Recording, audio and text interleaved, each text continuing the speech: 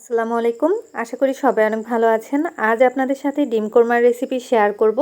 ঘরে থাকা সব উপকরণ দিয়ে এই ডিম কোরমাটা রান্না করে নিতে পারবেন। বাসায় হঠাৎ কোনো মেহমান আসলে তাদেরকে ঝটপট এই ডিম কোরমাটা রান্না করে খাওয়াতে পারেন। চলুন তবে দেখে নেওয়া যাক কীভাবে এই ডিম কোরমাটা রান্না করলাম। প্রথমেই একটা প্যানের মধ্যে আমি 2 টেবিল চামচ পরিমাণ দিয়ে দিলাম তেল। তেল যখন হালকা গরম হয়ে গেছে তখন দিয়ে দিচ্ছি আগে থেকে সিদ্ধ করে রাখা ডিম। আর ডিমের সাথে লবণ, লাল মরিচের গুঁড়া মেখে নিয়েছিলাম। লাল মরিচের গুঁড়া দেওয়ার কারণ হচ্ছে ডিম যখন ভেজে নেওয়া হয়ে যাবে তখন সুন্দর একটা কালার আসবে, সেজন্য লাল মরিচের গুঁড়াটা দিয়েছি। তবে আপনারা চাইলে কিন্তু স্কিপ করতে পারেন। ডিমটা আমি হালকা করে ভেজে নিয়েছি প্রায় 2 মিনিটের মতো, এর থেকে বেশি ভাজবো না।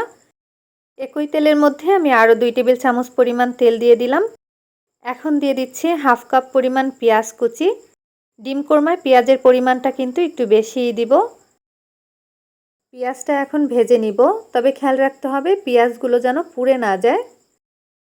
পেঁয়াজের কালারটা যখন এরকম চেঞ্জ হয়ে যাবে তখন আমি বাকি মশলাগুলো দিয়ে দিচ্ছি। দিয়ে দিচ্ছি 1/3 কাপ পরিমাণ পেঁয়াজ বাটা, 1 চা চামচ লবণ। লবণটা কিন্তু টেস্ট অনুযায়ী দিতে হবে। পেঁয়াজটা একটু ভেজে নিব যাতে করে পেঁয়াজ বাটার যে কাঁচা গন্ধটা আছে সেই গন্ধটা না আসে। কিছুক্ষণ ভেজে নেওয়ার পরে দিয়ে দিব পানি, যাতে করে মশলাটা পুড়ে না যায়। পানি দেওয়ার পরে আমি একটু মিশিয়ে নিচ্ছি। এরপরে বাকি মশলাগুলো দিয়ে দিব। হাফ টেবিল চামচ দিয়ে দিচ্ছি রসুন বাটা, জিরা বাটা, 1 টেবিল চামচ আদা বাটা, 1 চা চামচ লাল মরিচের গুঁড়া। লাল মরিচের গুঁড়াটা কিন্তু অপশনাল, আপনারা চাইলে দিতে পারেন আর না দিলেও চলবে। এটা আমি কালারের জন্য দিয়েছি। এই মশলাটা কিছুক্ষণ ভুনিয়ে নিব। মশলাটা যখন ভুনানো হয়ে যাবে তখন দিয়ে দিব বাদাম বাটা। আমি এখানে কাঠ বাদাম বেটে নিয়েছি। বেটে নেওয়ার পরে 2 টেবিল চামচ হয়েছে।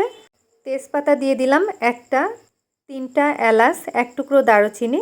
এখন এই মশলাটা আবার একটু ভুনিয়ে নিব। আপনাদের কাছে যদি কাঠ বাদাম না থাকে সেক্ষেত্রে আপনারা কিন্তু চীনা বাদাম বাটাও দিতে পারবেন, তবে অবশ্যই কিন্তু বাদাম বাটা দিতে হবে। হাফ কাপ পরিমাণ দিয়ে দিলাম পানি। মেজারমেন্ট কাপের 1 কাপ পরিমাণ দিয়ে দিলাম দুধ। আমি এখানে গুঁড়া দুধ গুলিয়ে তারপরে দিয়েছি। এখন একটু নেড়েচেড়ে মিশিয়ে নিব। এখন আমি দিয়ে দিচ্ছি আগে থেকে ভেজে রাখা ডিম। এই ডিমগুলো দিয়ে বেশ কিছুক্ষণ রান্না করে নিব। আর এই ডিমগুলো কিন্তু হালকা করে ভেজে নিয়েছি, বেশি ভাজলে কিন্তু শক্ত হয়ে যাবে, সেজন্য হালকা ভেজেছি। দিয়ে দিলাম আস্ত কাঁচামরিচ 3 থেকে 4টি। কাঁচামরিচটা দিলে কিন্তু খুব সুন্দর একটা ঘ্রাণ আসবে, সেজন্য কাঁচামরিচটা দিয়েছি। এবার বেশ কিছুক্ষণ জাল দিয়ে রান্নাটা করে নিব। যেহেতু ডিমগুলো আগে থেকেই সিদ্ধ করে নেওয়া, তাই পানির পরিমাণটা কিন্তু বেশি দেওয়া লাগবে না। এভাবে করে মিডিয়াম আঁচে রান্নাটা করে নিতে হবে। যখন ঝোলের পরিমাণটা একটু ঘন হতে শুরু করবে তখন আমি দিয়ে দিলাম 2 টেবিল চামচ পরিমাণ চিনি। চিনিটা কিন্তু আপনারা আপনাদের টেস্ট অনুযায়ী বাড়িয়ে অথবা কমিয়ে দিয়ে নেবেন, তবে কোরমাতে একটু মিষ্টির পরিমাণটা বেশি হলে ভালো লাগে। চিনিটা দেওয়ার পরে ভালো মতো মিশিয়ে নিলাম। ঝোলটা কিন্তু অনেকটা কমে গিয়েছে। আমি যখন চুলাটা বন্ধ করে দিব এরপরে কিন্তু ঝোলের পরিমাণটা আরও কমে যাবে। আর এই ডিম কোরমাতে ঝোলের পরিমাণটা কিন্তু একটু কমই থাকে। তো চুলাটা বন্ধ করে দিলাম। দেখলেন তো কত অল্প সময়ের মধ্যে ঘরোয়া উপকরণ দিয়ে এই ডিম কোরমাটা রান্না করে নিলাম। ডিম কোরমাটা খেতে কিন্তু অনেক মজার হয়েছে। পোলাওয়ের সাথে এই ডিম কোরমাটা খেতে কিন্তু অনেক মজার।